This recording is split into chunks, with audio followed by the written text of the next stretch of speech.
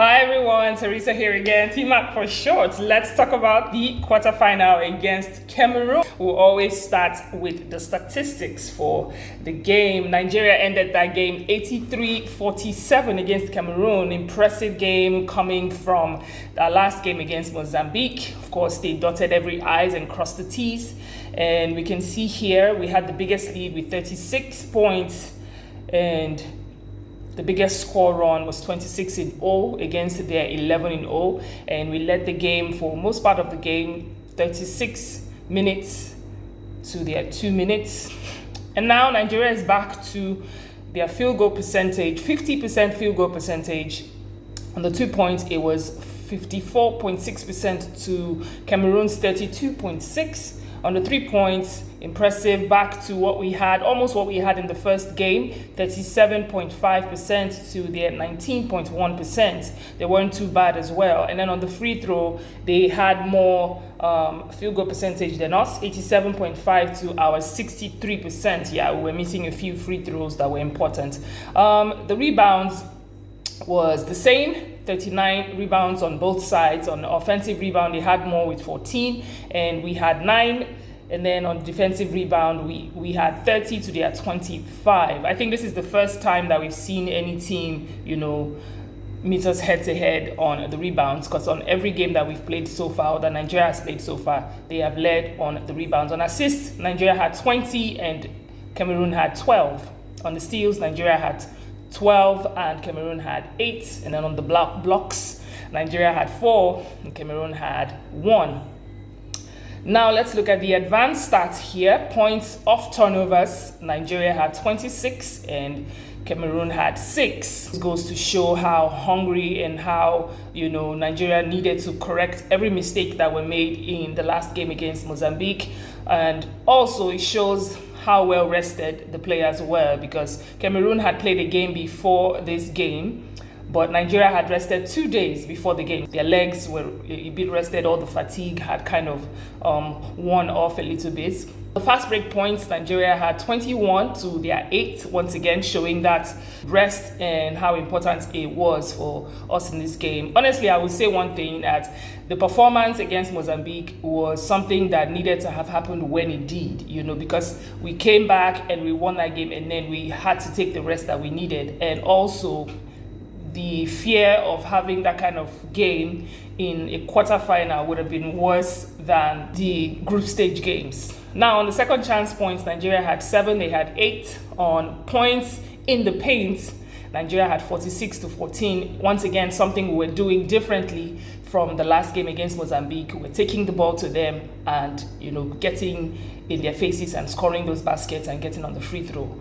And then points from the bench, 42 points for Nigeria and 15 for Cameroon. Once again, Nigeria has a deep bench. And as we saw, Coach Reina played everybody, and everybody on the team scored. So great decision there by her this time. These are some of the notes I took, while watching the game. On our offense, Nigeria were taking the ball to them. Amy, I would say personally, I haven't seen Amy game since the beginning of this competition. I mean, she's been there, off and on, but the game against Cameroon, she was present all through. Every player, starters or not, had their eyes on the rim every time that they were taking that ball to the basket. I mean, we saw Nicole and Abosi do her thing as well, looking for those fouls, but the refs weren't giving her, but she was scoring.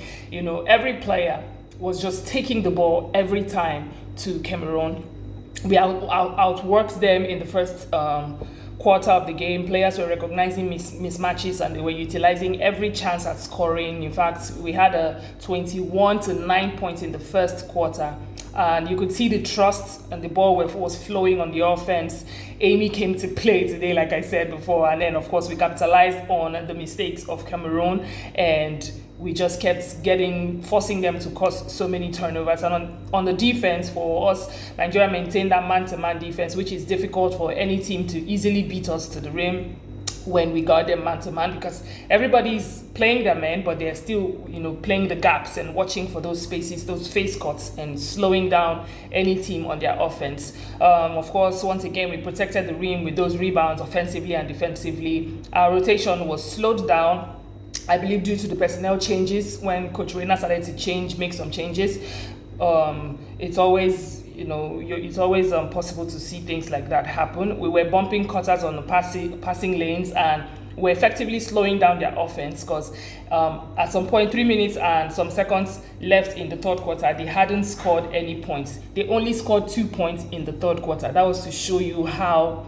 impressive and how much they had to dig deep, because in the second quarter we had scored 20 points and they had scored 20 points as well. That was the highest they scored in that game. So they had to lock things down in the third and stopped them completely from scoring at all.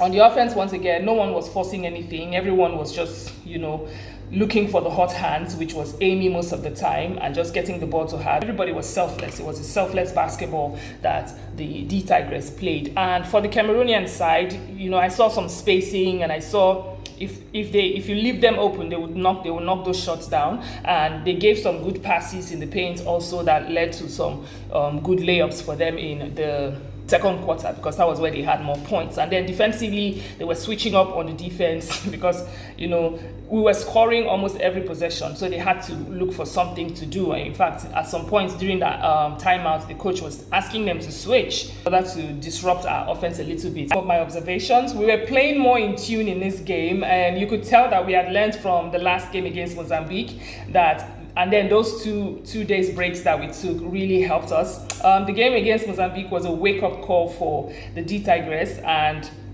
it happened at the right time. Like I said before, great offensive reads. Cameroon stepped up on their scoring range in the second quarter, but so far I think 20 points was the most that any team has made against us in this 2025 AfroBasket in a quarter. Some standout moments for me. So 2 minutes and some seconds in the third quarter, Kalu put pressure on their point guard. I think her name is Eka. And then the inside block shot came from Macaulay, and then that layup by Okoro. And then that took us to 60 points. And then Enabosi came and she made those back-to-back layups that the refs did not call the foul on. But I think that was the kind of a momentum shift for us and a standout moment for us in the third quarter of that game that just, shut down everything throughout the rest of the game.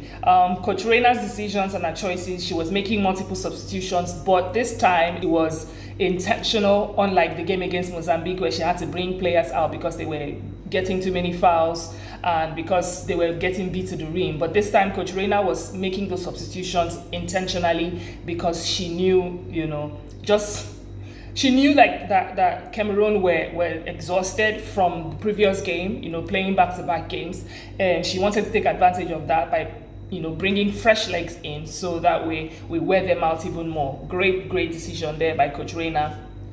She gave every player on the team a chance to play, which is essential and it's necessary, especially moving into the semi-finals and hopefully the finals. So she wants every player to feel the competitive level of the competition. She wants every player to understand what it takes to be playing at this point in the AfroBasket.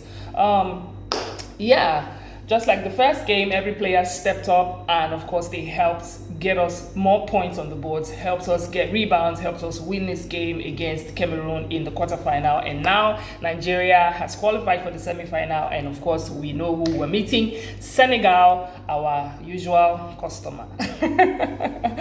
Nigeria will be playing against Senegal in the semi-final, while Mali will be playing against South Sudan, who this is their first AfroBasket, women's AfroBasket, and they've qualified. They've won 2 important games that have brought them into the semi-finals, into the quarterfinals and the semi-finals, and of course they'll be playing Mali. So good luck to all the teams and good luck to our D Tigress in their game against Senegal. We know that game is going to be an interesting one.